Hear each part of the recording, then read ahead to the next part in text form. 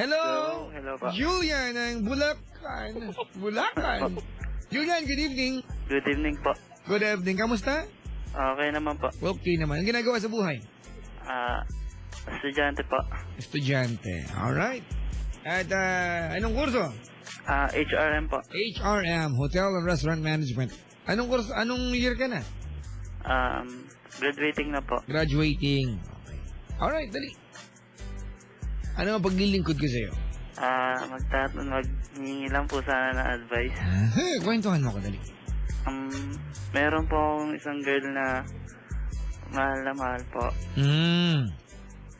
Teka lang. Pag sinabi mahal na mahal, naging kayo ba o hindi? Pinapangarap lang, ano? Dati po parang, pero MU lang po, ganun po. Dumating sa punto na meron kang espesyal na pagtitinginan. Parang ganun na po. Yung mga pagkakataong parang akala mo mauuwi na sa ganun samahan pero hindi pala. Opo, parang ganun po. Parang umaasa po na, pero di naman po natuloy.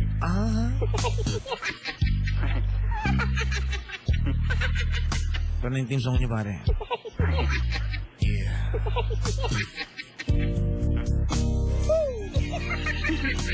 The closer I get to you,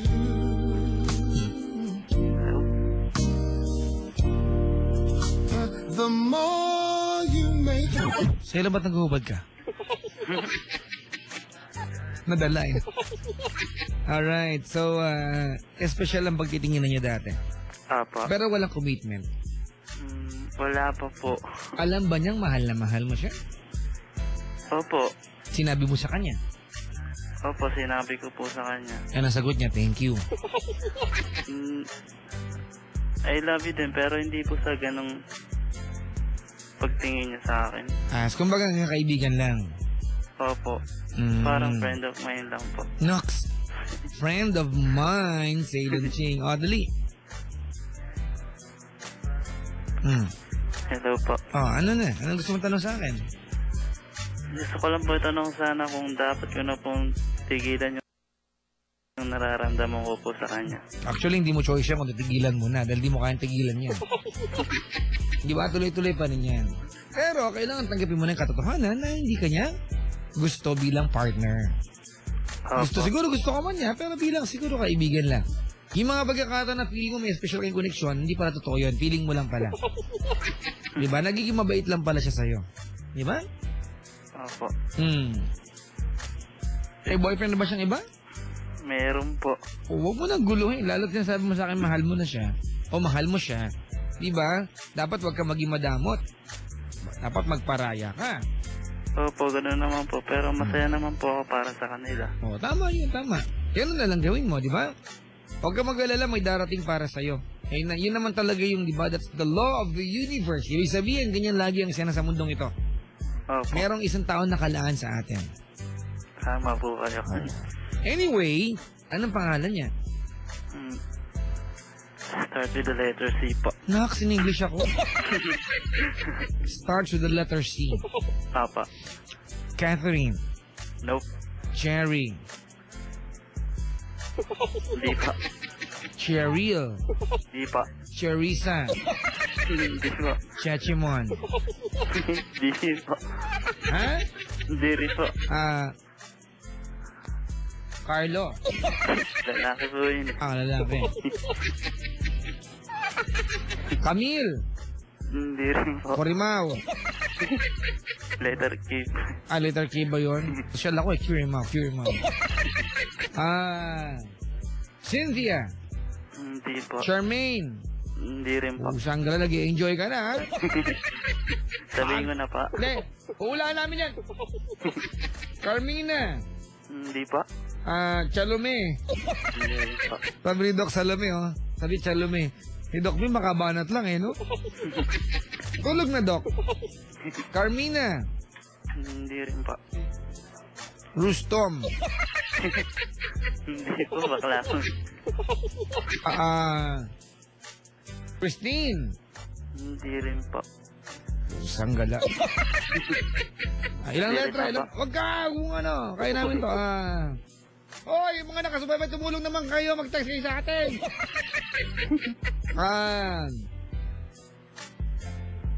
Charlotte. Hindi po. Ceylon Ching, letter C. Ceylon Ching. Hindi rin po si Ceylon.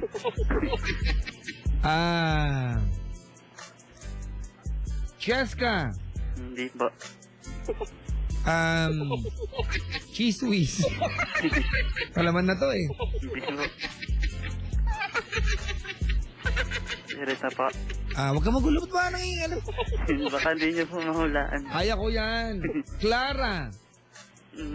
Malapit na po. Oh, Claire. Hindi po. Carla. Hindi po.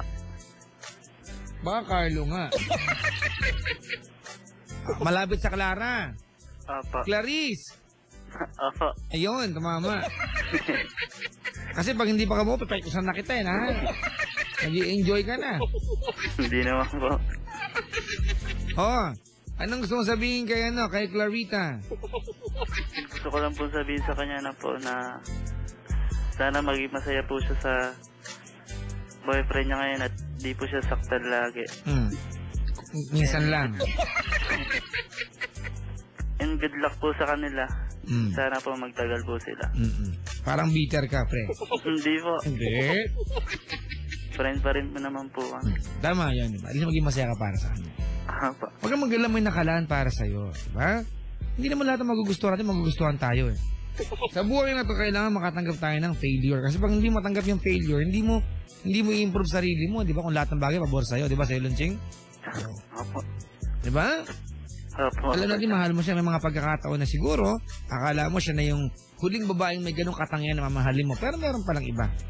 Opo, pero po, kahit po kunyari po, may nililigawan po ako, pero mas angat pa rin po yung love ko sa kanya. Hindi, wag mo ikumpara siya sa mga ibang babae kasi unique yan, nag-iisa yan.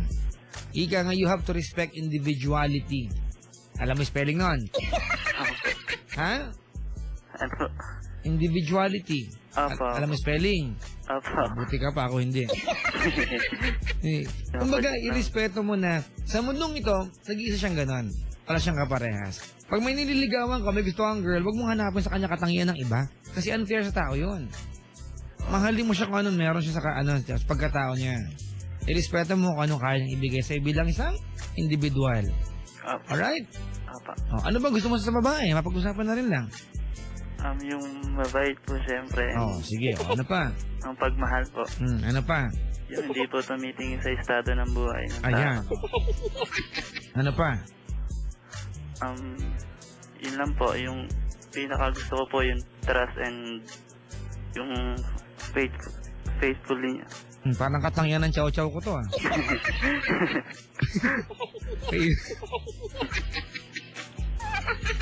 Diba? Opo. Kung tutuusin mo. Opo, joke naman. Ginoo. Naliro lang ha. Opo. Of course, makakatagbo ka ng para sa'yo. Diba? Opo. Sana nga po. Alam mo, if you don't start, ito na naman tayo. If you do not start looking around, you're going to miss the good stuff. Sabi mo, baka marami ng magagandang bagay ang nangyayari sa paligid mo, hindi mo sila ma-appreciate. Bakit? Kasi nakafocus ka sa taong hindi ka naman kayang mahalin ng gaya ng gusto mo. Opo. Alright? Opo, Papa. May gusto ka mensahe sa boyfriend niya? Sana ingatan lang po niya at huwag niyang paiyakin si Clarice po. Ayan. Ikaw na lang yung paiyakin, di ba? Opo naman. Kasi po lagi pong nagkukwento si Clarice. Na? Parang best friend ko po siya kahit nakaka-text ko lang po. Oo, sa best friend na batiin.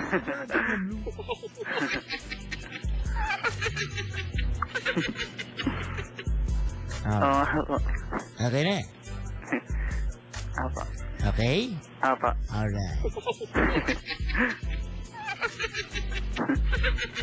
Tapos na ba? Apa, apa. Nais mong itanong. Okay na po, dapat ko pong... Yan po ang buhay. Pag-ibig. Joke lang. Sige na. Salamat sa pagtawag ha. Apa, thank you po. Alright. Mga kaibigan, yung mga ating caller, si Julian, Parang ang iksi ng callers natin ngayong gabi, di ba? At walang nag-aaway sa radyo. Bakit kaya? Uy, binabati ko nga pala yung Selon Jing. Ito, walang galang na po yung tarantadong pulis dyan sa may World Trade, ha? Traffic enforcer. Nandito po ngayon Selon Jing sa booth natin, yung kinotongan niya kanina. Traffic enforcer. Nakakalungkot isipin mga kaibigan, ang dami-daming pulis o traffic enforcer na antitino ang dadaling kausap. May mga mangilan-ngilan, kaya nagkakaganyan eh. Diba? Yung mga batang nandito sa Ilonsing, alam mo ka ng violation? Flashlight. Karinig mo na ba yan? Nung hindi niya madiskarte yan ng tama yung gusto niyang ihuli sa mga batang ito, wrong way daw. Pusang gala to. Andyan, ano tsura nun? Nakasalamin. Gabi na nakasalamin pa.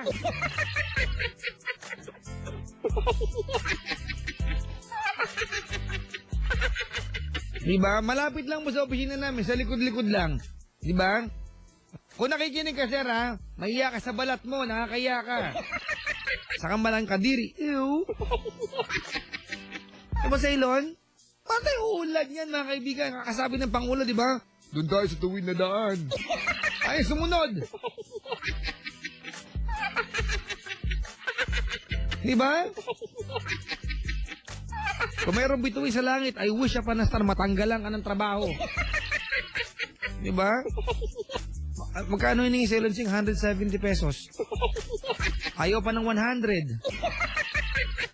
Ayaw pa lusutin yung mga bata. Ano ka, toll gate? Dadaan sa'yo, magbabayad? Mahal ko pa sa Skyway, ah.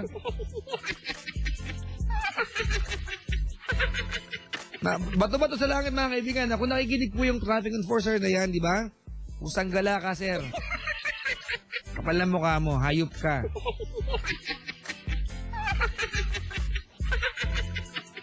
Alright, madadaanan din kita dyan. Kakawayan kita, sir, ha? Alright, mga kaibigan, tawagan niyo ako sa aking number 83261-71 coming from Uncle Cracker.